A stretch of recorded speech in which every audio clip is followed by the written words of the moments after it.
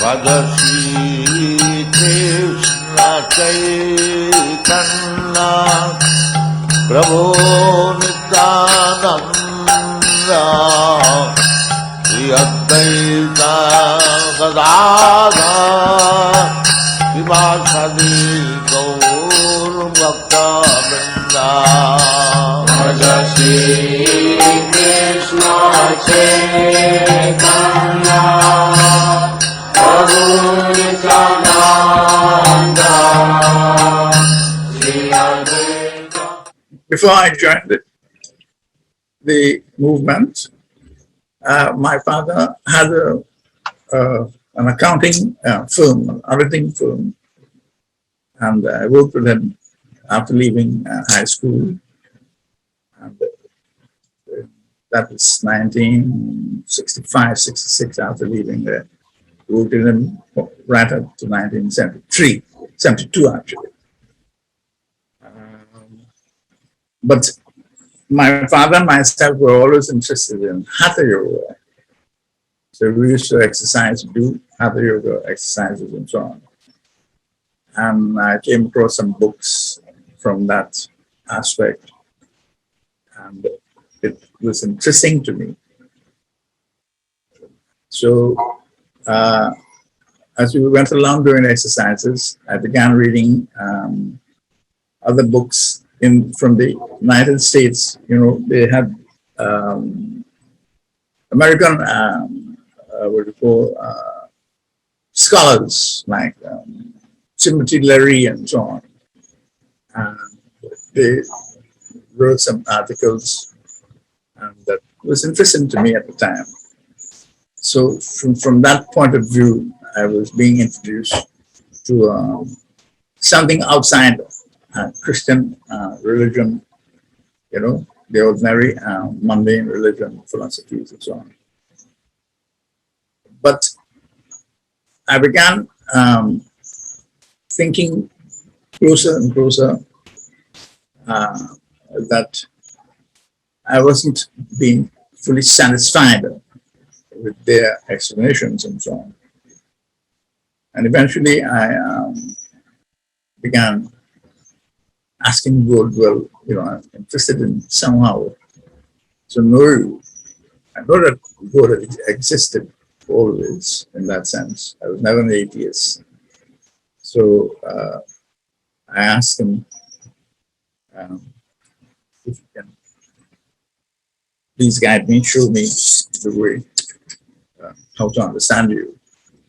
I know that somehow I'm not satisfied with Christian religion. I'm not satisfied with the impersonal type philosophy. Father Ramdas and Timothy Leary and all these guys were preaching.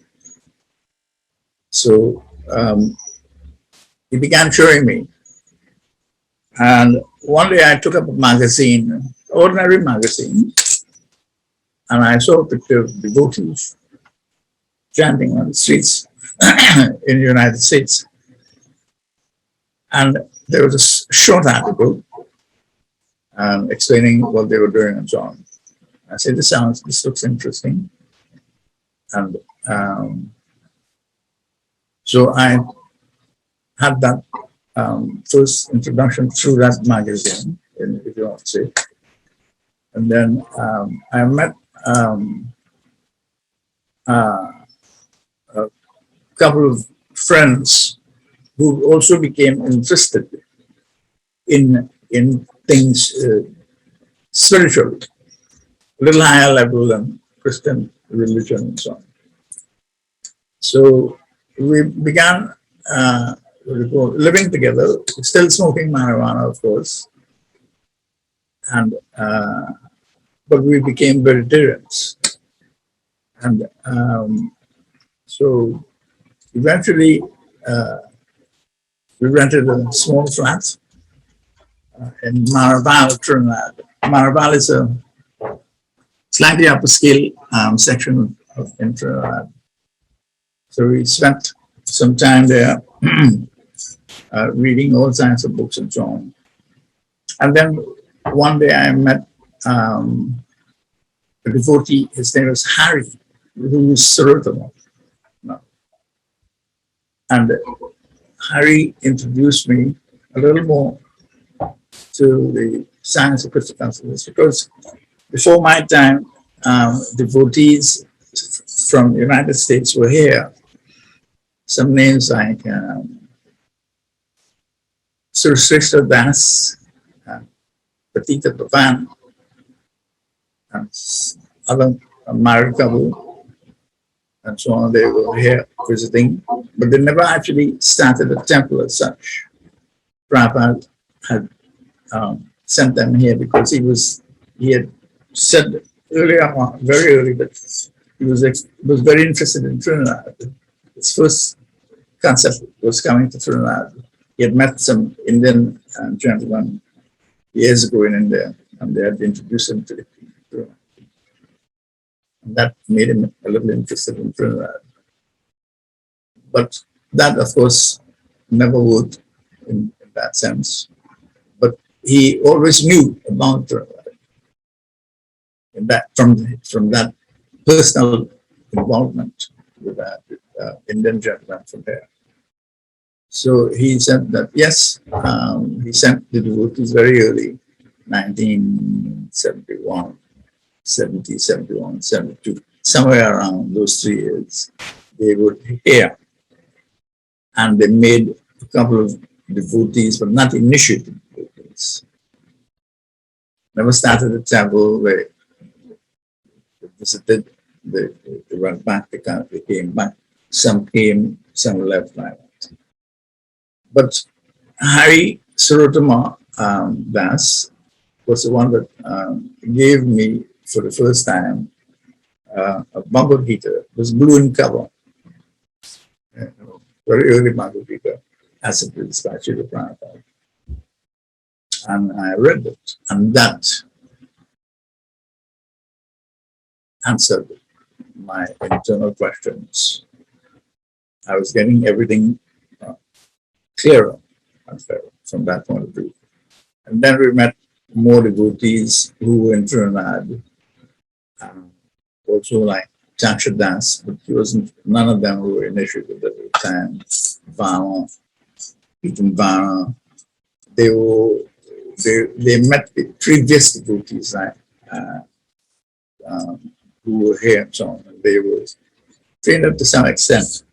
They knew some things, but never the principle of starting a temple on their own. And so when I came and I met them and so on, one devotee, Tasha Das, was in Venezuela. He was cooking there in the Venezuelan temple. And the rest of the devotees before my time were still there, in shirt and pants, chanting, And so I began associating with them. And we made friends, and we decided to go to Venezuela. We heard that Srila Prabhupada would be coming to Venezuela, going to Venezuela. But before that, there were 2 occasions. I went with my sister and her boyfriend at the time, and Hari Prabhu, to Venezuela first time. And we took a plane to Maturin, Venezuela. And then taxi cab took us, made us drop us off in Caracas, a long overnight drive. So in this way, I was becoming closer and closer to the actual Hare Krishna movement. And but we ran out of funds by that time. We didn't have any real funds coming in from any source or anything. And we told it to taxi driver, if you can drop us to the temple, we can get a temple to, pay him off the fee. He said, no, you must give me the fee. Give me the fee right away. He said, we don't have any money. we underestimated the cost, and but we are going to a place where we are sure that they will help us. And so he said, okay.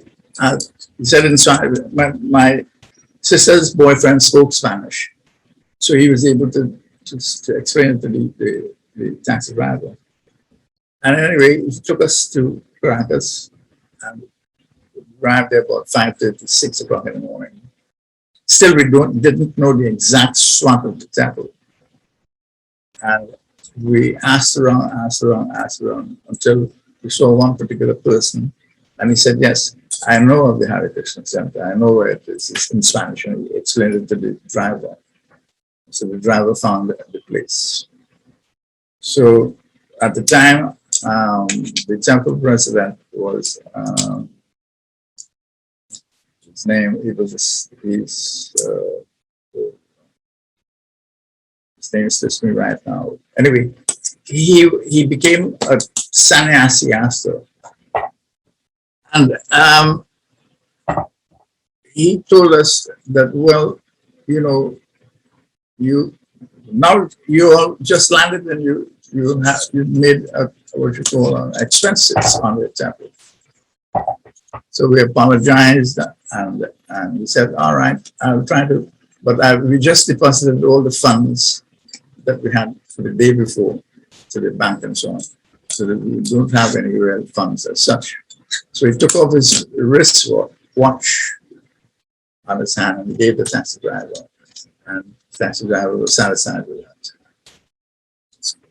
So, Viraha Prabhu, now I remember, came back, Krishna reminded me. Viraha Prabhu was his name. And so we stayed there and we worked in the temple, chanted, we learned all the different programs, songs, everything, clearer now. And we helped to clean so many different things we did in terms of we went on Sankirtan for the first time. We experienced that in a big way with devotees. By that time, we began wearing the dhoti and so on, and filter and that type of thing. And we settled in nicely. Chittakaranda was the actual leader, even though Biara was the president. He was because of his experience, he was the Prabhupada sent him there. And but he was not there at the time of our arrival, but he eventually came back and so on. We met him. And then, so we stayed there for about 3 or 4 months. And then he decided to send us back to Trinidad to do the Sankirtan, so to raise funds and so on, book distribution, incense, and that type. Yeah. So they gave us the books in English and incense and that type of thing. And we came back to Trinidad.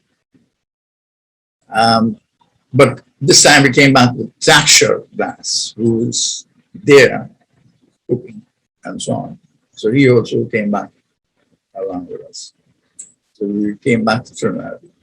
There was no temple yet. So we stayed at the Hindu temple in San Fernando. The Pandit and his wife, they allowed us to stay there for a couple of weeks, where we could sleep under their house. And the wife would cook simple roti, rice, and salary. But we asked them kindly not to put onions and garlic in it. And she did that. And we would offer it up and have that. So we went on Sankirtan in San Fernando area, and we accumulated funds and so on. But something crossed my mind. Why Trinidad hasn't got a temple? Something was clicking inside me. I said, this is wrong. we ought to have a temple in Trinidad. So the devotees, the more experienced ones say, no, well, you have to get permission from the authorities to start that. I said, I know that. I'm aware of that.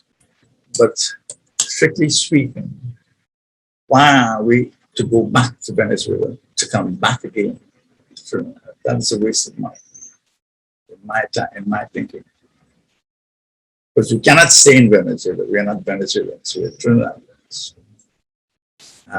We cannot be doing that. Better we spend this money on renting a small place somewhere in Trinidad, and starting our family, with or without permission from authorities. So eventually I explained it to them. I actually was aware that Prabhupada wanted to come to Trinidad from their own explanations and so on, and what I'd read and so on. And I said, well, actually Prabhupada wants a temple in Trinidad because he had sent devotees to create one, but it was never done. When he knew that I was coming from a middle class background and educated in accounts and so on, he said, well, you would be the treasurer, you should keep the funds. You don't allow them to keep the funds, try to see if you get all the funds from them. So, all right. And they agreed and so on. So I had the funds in my hands. So I took that positioning from that way. And so they eventually agreed. The first little temple was in Aruca. That was in 1972. Or coming close to 73, actually, in 73. So we rented there for, I think, $300 or $400 per month, a small house. So we stayed there and we did the same thing. We were a little trained up now, and we chanted our rounds, made our prasad, and of course Tasha learned how to cook, and I also began learning from him as well, and so on. And the temple went on for a little while. Meanwhile, Chittagranda had some problems, social-wise, and he was asked to leave Venezuela and resign because he was not following strictly and so on. But Prabhupada told him, why don't you go and help the Trinidad boys? I understand that they have started the temple. I approve that. So Prabhupada approved it. As soon as he heard that there was a temple. Siddhajan came to Trinidad in that little Aruca center.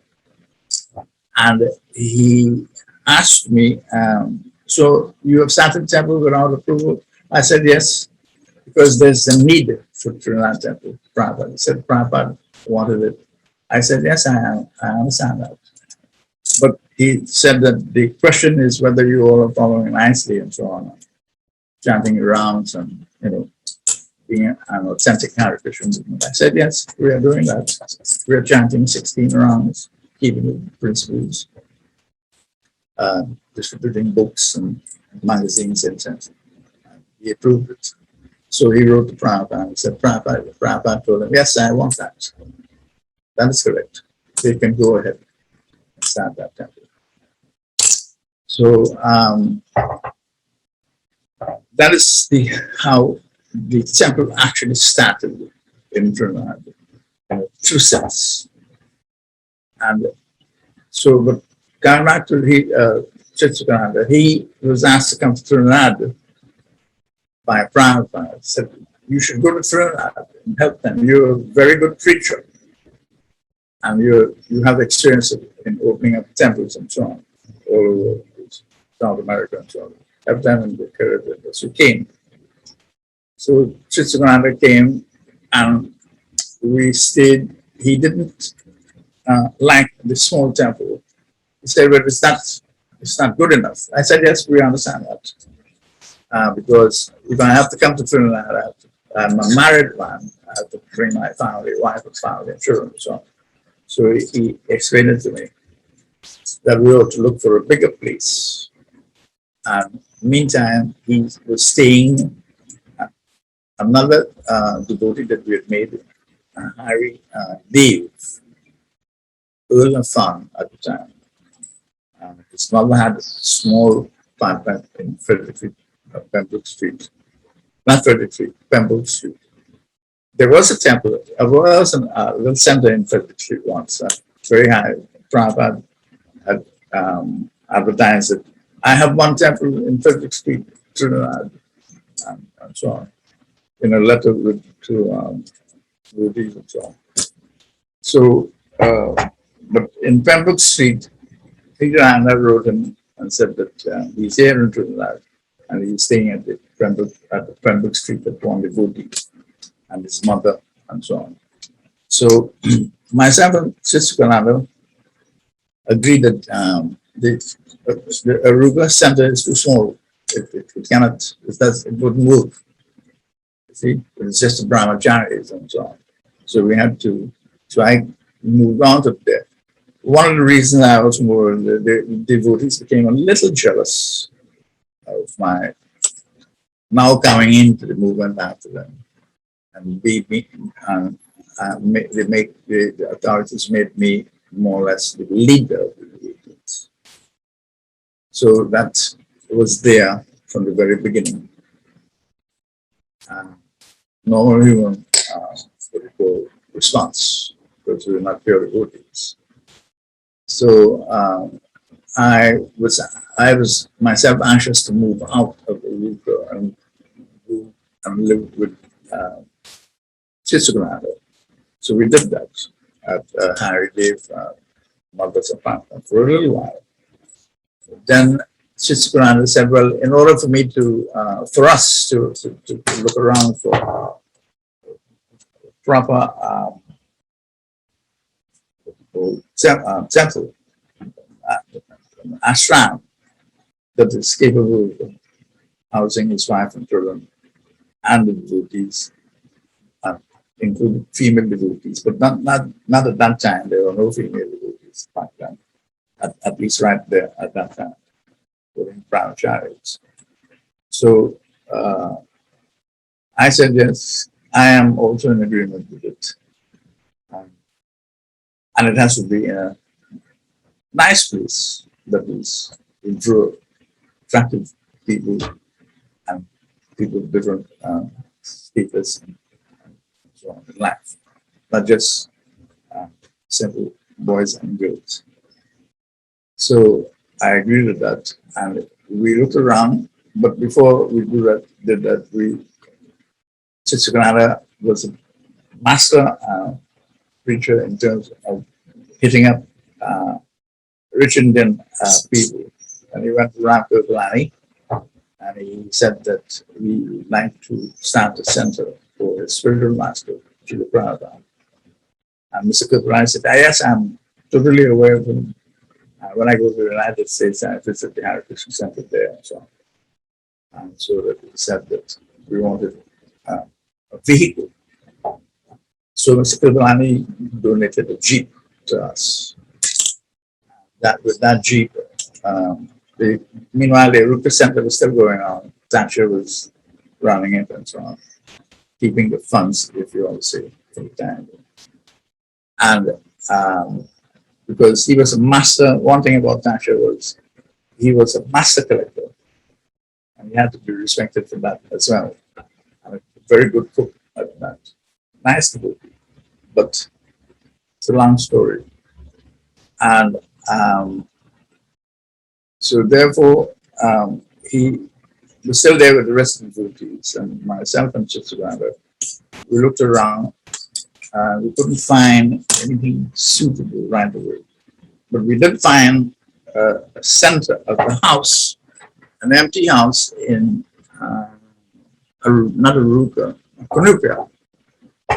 So, but it was much bigger than the one in Aruka, an upstairs and downstairs house.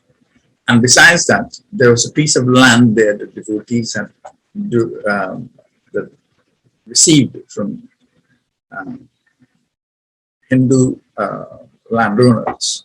It wasn't big. It was I would say less than an acre of land. It was actually growing vegetables land type, agricultural land. But I think that Prabhupada had misunderstood that they had received land. It wasn't properly explained to them that it's a small piece of land. And he said he wrote a letter. I read the letter that on July 14th, 1974, Srila Prabhupada wrote to one of his disciples, Surabi Das, and asked him to draw a plan for the temple to be constructed in Trinidad. So this is Prabhupada's words here. I also requested to draw an exact similar plan like that of Vrindavan Temple and send it to Trinidad at the following address: ISKCON 21 Brambrook Street, Boulder Stream, Trinidad, West Indies. The idea is that we have got land there, 1.5 acres, you see, and we want to construct a similar temple like Vrindavan there. So I hope at your earliest convenience, you will send the signed plan to Trinidad as soon as possible. But 1.5 acres is within agricultural area. There's no actual streets as such. There are mud streets and traces in between the acreage of other people's land and so on. It was an agricultural district. It was not suitable to build any temple there. So, but we still moved up to the Kunuka Center, stayed there for a little while, and then on the devotees would go on to Sankirtan, and Chittaran and myself would continue to look around for a proper place, where you can house devotees and so on. We did find one house in Maracas, St. Joseph, very hilly area up in the east. Not Maracas Bay, but Maracas, St. Joseph, as such. So, so we moved up there. It was an African descent businessman who was an electrical engineer, and he had a firm, Blair's Electrical. So we just kind of convinced the man that we would actually take care of the property because we were very strict in cleaning and maintaining the properties that we rent from people. So he was convinced. So he asked, so it will be many Indian people up here, and Sister and say, on the contrary, we have one Indian person, boy. They are mostly African descent, like you, just like you. So the man was convinced. And so he allowed us to stay there. The rent was costly, somewhere in the vicinity at that time, $2,000, which was very high for that era. And but it was spacious. We had land strips around the house and so on. And there was a nice flowing river at the back of the property in the hilly, because it's hills. So flowing river, clean water, fresh water. And that attracted Chittarananda as well. So we rented there, and we closed down the Aruba Center, and all the brahmacharis moved up to Maracas. And Chittarananda was able to send for his wife and children, and they came and stayed there for a little while. But they did not stay for long as well. They left as well. But before leaving, Chittarananda made me the temple president. Trinidad, so I became the first temple president in Trinidad. And again, the jealousies continues, because I came after a few men, and they were not made the actual leaders of the ISKCON Center. So I was at a slight disadvantage in terms of that. And it proved to be very serious, the root factor of that type of illusion. or a little violence in that way. So anyway, I bought that on behalf of Krishna and Prabhupada. And eventually, devotees would come. Prabhupada left. He never returned after he had left from Marathas. He went to his own postal with Sami and so on. And but Srinana visited that center. He came one day, spent a day, and left the next day. And he said it was very nice. Chanted on the lawn, 2 o'clock in the morning, when everyone was still awake, still asleep. He was there chanting his round, and we heard him. So he enjoyed that very early morning chanting. He was a sannyasi back then, and he liked the place and so on. He liked what he saw. The first initiation actually took place in Venezuela. Sorry, left that part out. Yes, all of us became initiated in first initiation in Venezuela before we left for the first time. Right? So they had sent some devotees, Venezuelan devotees, to United States. And Prabhupada chanted beads and sent it back with them and so on. And some of the devotees in Venezuela got second initiation at that time, but going to Venezuela, going to the United States. When they came back, they gave us the first initiation, fire sacrifice. They gave us a name and base and so on. So we were, all Trinidadians were who was there was initiated in that first visit to Venezuela. So that was, that was an important thing to that. I thought so we came back after that, and so when we were in the Hindu temple, we were already initiated. It was not like the United States where the devotees could simply write the prayer. We had to go through the GBC first at that time. You know what I'm saying? They won't take taking chances like that, because the Prabhupada were asking, why don't you write and tell me what they wanted?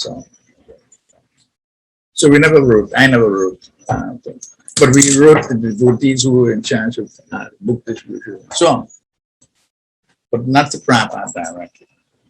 But time for second initiation came, and we were told that Prabhupada wanted to come to Trinidad, actually. But that time we had moved out from Maracas, St. Joseph Temple. Or one devotee came here, and we have it written down, but name slipped me right now. But he was totally objecting to but why such a fantastic place for brahmacharis and so on. So I said, no, it's not a fantastic place, it's a fantastic place for Krishna. So I don't agree with you on the principle of a fantastic place for brahmacharis. It was a fantastic place for Krishna's devotees. And Prabhupada knew that we were here and so on. He said, it's too expensive and we have to move on. He was taking over from Chittaganga. Can't remember. I have a long 13-page history with all the names. I have to go back and see the names. So anyway, I went along with him, and he moved us to a very tiny place up in Santa Monica, what do you call, St. Augustine, not the temples of devotees, no.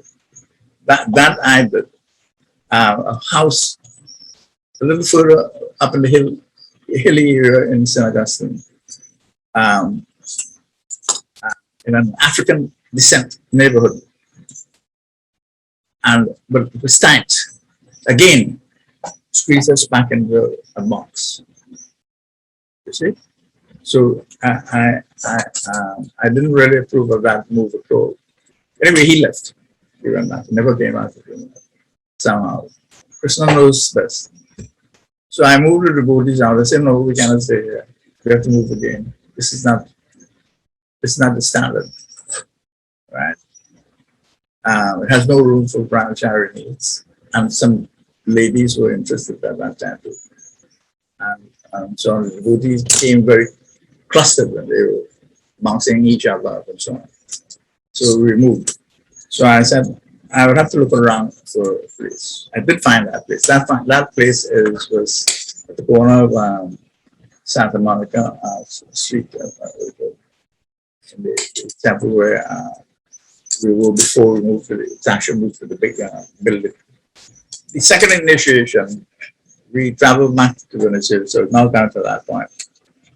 And he said that, well, he wanted to come here, but he said that he would go to Venezuela instead. I said, oh, I'm very glad because the travel here is not suited for the price of gold. And he smiled. So, so we went to Venezuela again. All the initiatives we went, but that's the second time. So when we arrived there, Prabhupada was there, and Siddhajan introduced us, called us into his room. Prabhupada was sitting. He said, Srila Prabhupada, these are the boys from Trinidad and Tobago. They are the ones that started the temple. He said, oh, I'm very pleased with them. I wanted that temple for a long while now. Many years. I always go to Trinidad, and I met some Indian Hindus, and they had invited me there. And I was thinking about Trinidad. I always wanted to thank you very much. And he thanked us. And so we got initiated. The actual close relationship with Prabhupada is him showing each individual devotee, one by one, coming into his room, he's sitting there and showing us how to chant the Gayatri Mantra. So that was the first and last time the devotees from Trinidad actually met Srila Prabhupada, 1974. So he showed us individually how to chant the Gayatri Mantra. There was an Indian Hindu devotee that traveled with us back at that time. He was now being attracted to this country. So he asked a question. He said that, Srila Prabhupada, but why is there so much Maya in the temples? You know, sometimes I go to visit temples away and so on. And in Trinidad too. Prabhupada said, if you can show me a place where there's no Maya, take me there. So that he didn't answer him. Just say, if you can show me a place in the material world where there's no Maya, take me there. And we always remember that. That was his answer. Another devotee, a couple devotees of Hindu background who were there, they had Miss Maharaj and her husband from Sabado. They went with us, and they had a chat with Prabhupada in front of us. You know, we were sitting on the lawn outside the temple. And Mrs. Maharaj said, so, Prabhupada, we are Brahmanas. Prabhupada said, oh, Brahmanas? What do you do? So we ran ahead dressing sound. My husband and I said, that is not good for Brahmanas. Brahmanas do not do that. Sudras do that. So we see, Prabhupada never compromised in his answers. You know, and he showed us that from, but they became a little disturbed after that. But Prabhupada told it like it is. So those are two things. Then we went to one morning walk. There's a video in it. It's inside that video of Srila Prabhupada. It's on the internet and so on. I had a copy. But you can see the mixed Trinidadian devotees, Stasha and myself, walking along with the rest of the Venezuela. So we experienced one morning walk with Srila Prabhupada. And you know, he was answering the devotees' questions, and telling him. And then we went to, we approached a small pond, but inside the pond was a big alligator. So he watched the alligator.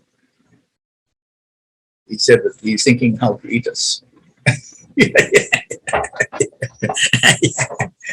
So he said, as soon as Prabhupada said that, he laughed and he walked away. So he's thinking how to eat us.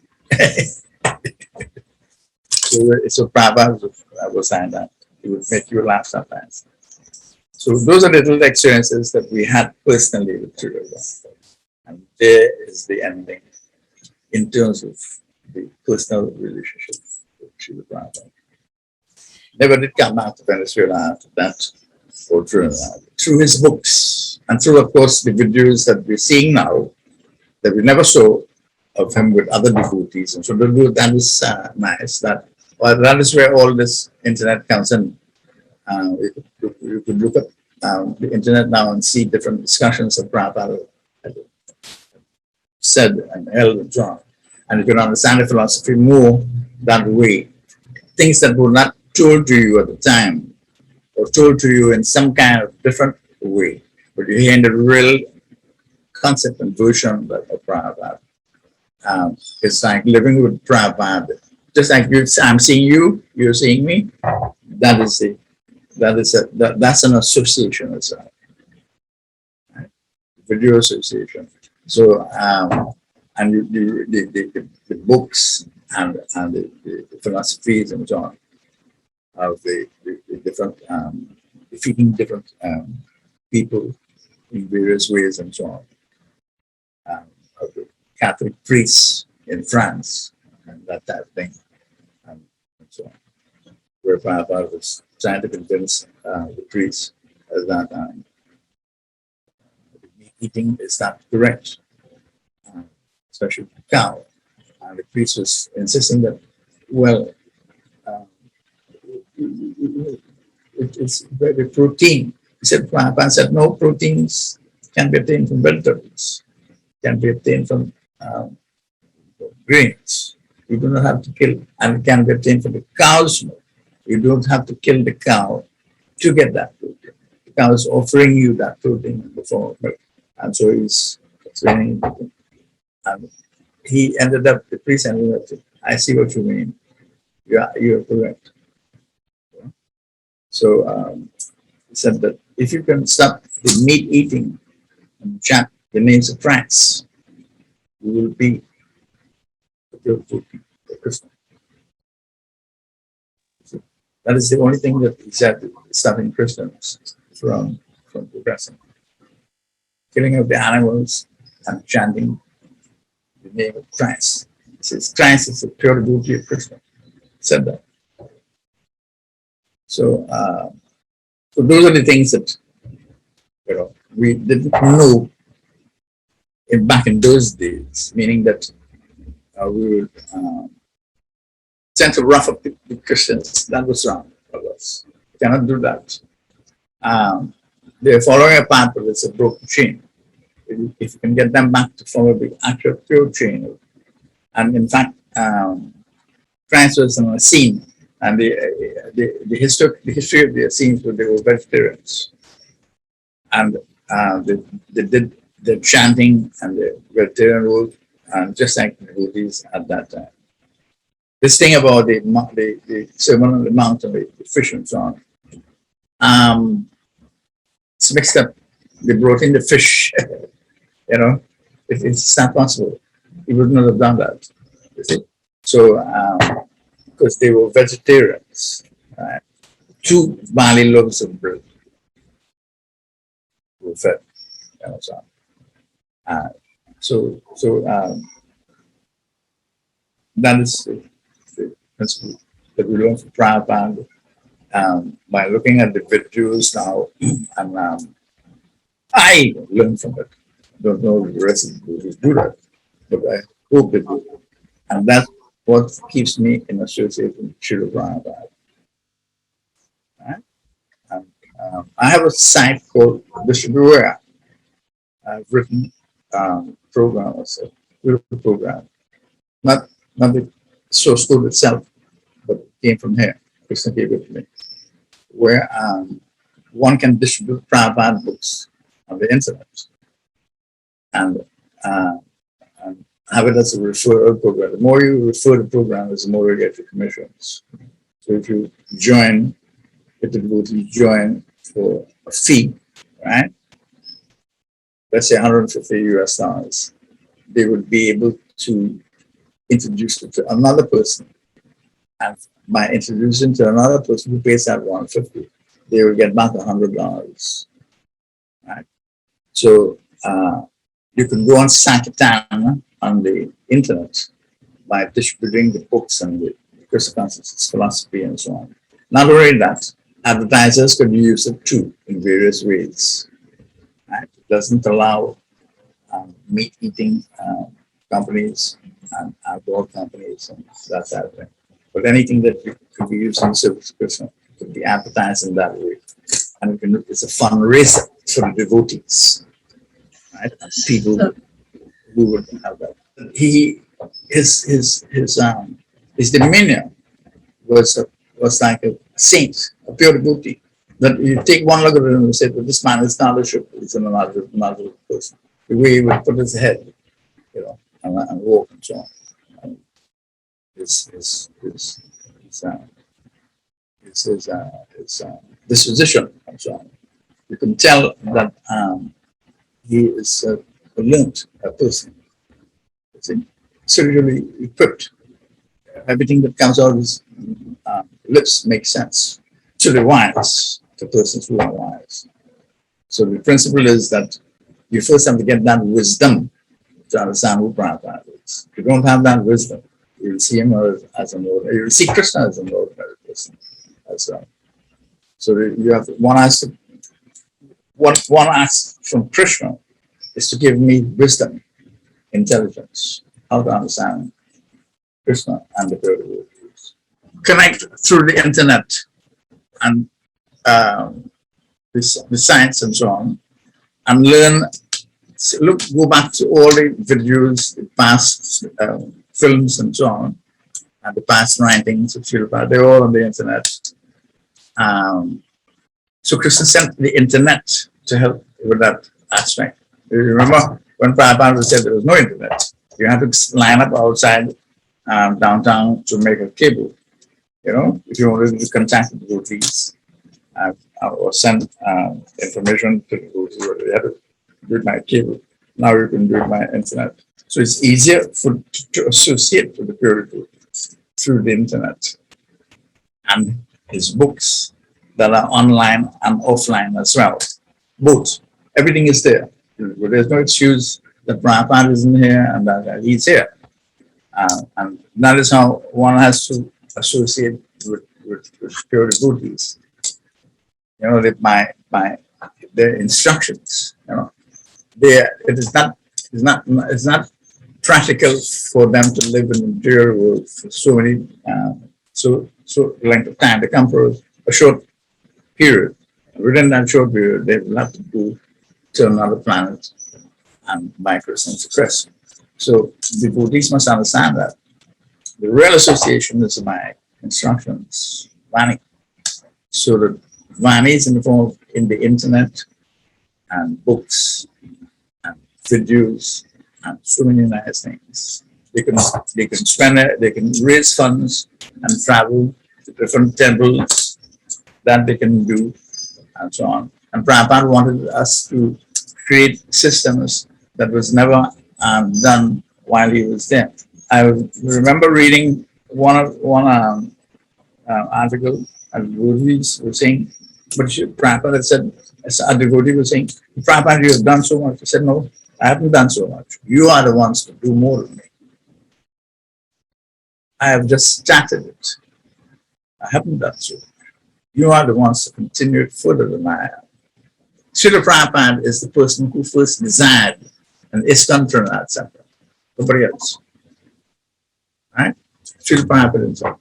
He first desired temple. It's not that the devotees were sent to try and see if the Santa Center. No. Srila Prabhupada is the person who first desired an ISKCON Center Trinidad.